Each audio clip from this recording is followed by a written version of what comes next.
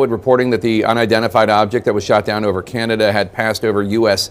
sensitive sites. The spokesman for the National Security Council, John Kirby, today said he could not rule out that these objects were capable of surveillance.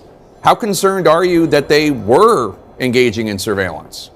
Well, we don't know yet, Jake, but I'm very concerned about not assessing unidentified aerial phenomenon, which is why 2 years ago I worked with Republicans and Democrats to create a new part of the Pentagon that just focuses on all reports of unidentified aerial phenomenon and assesses them scientifically with as much publicly available data and intelligence data, as well as data from aircraft of military personnel, and assess what it is. And in the last 2 years, they've assessed over 300 unidentified aerial phenomenon. About half of them were determined to be balloons or balloon-like devices. A couple dozen were determined to be drones. Some were just birds or bags in the air and other debris. And then there's still about 170 that are still not determined. So the assessment is really important. The military has said that these balloons they've shot down, they did not believe to be creating any risk to the United States. But if they are intelligence gathering devices, that's a decision for President Biden to make as to whether they are going to be tolerated. There's spy satellites everywhere, but there's a certain area that we don't have a protocol for, which is above commercial airspace to space.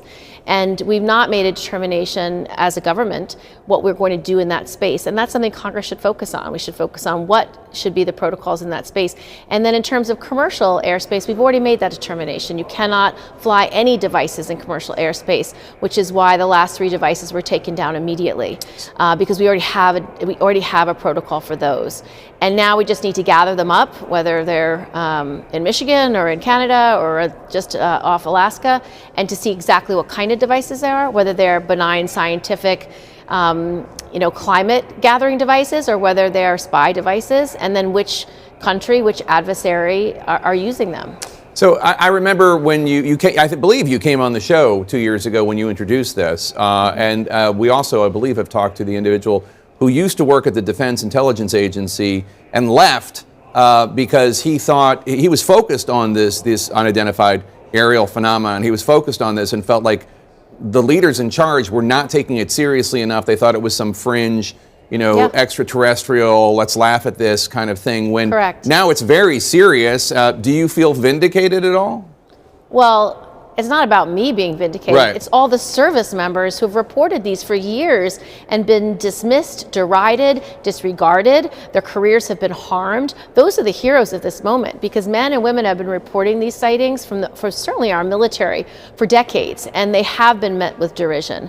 And so what we made clear in this law is that there can be no stigma associated with reporting, and that reporting is now mandatory, and that if there is retaliation, that will be prosecuted. So that's the nature of the law that we passed. And so AARO, which is the department we created, has some of the smartest minds in our country working on analyzing these this data and these videos and radar detections as scientifically and as thoroughly as possible to make assessments. And as I said, there's still many that are not assessed yet, and it takes time and resources. So one of the things I'm going to be working on this week is to make sure this is fully funded this year, and to make sure that this is a priority for the Department of Defense, because regardless of how they looked at these things in the past, and I understand these are not threats from a military perspective, but we need to understand what is in our airspace. We need to understand who's spying us on how, and we need to know what technology they're using, whether it's Russia, whether it's China, whether it's Iran,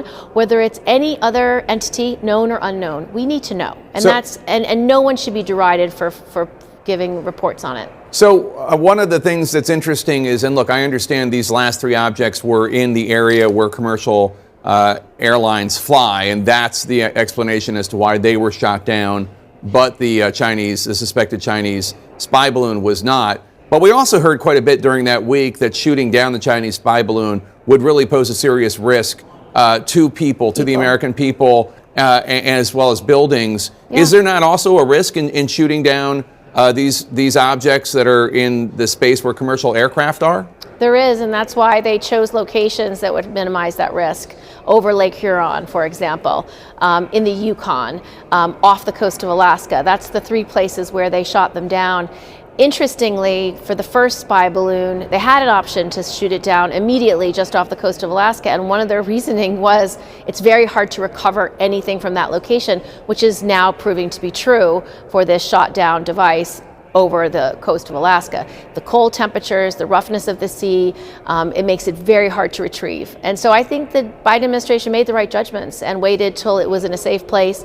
And they could also watch it and see, really get their own information about how does it move, what's it doing, and they can then take that information as knowledge that's very important for defense. All right, Senator Kirsten Gillibrand of New York, thank you so much. Good to see you again.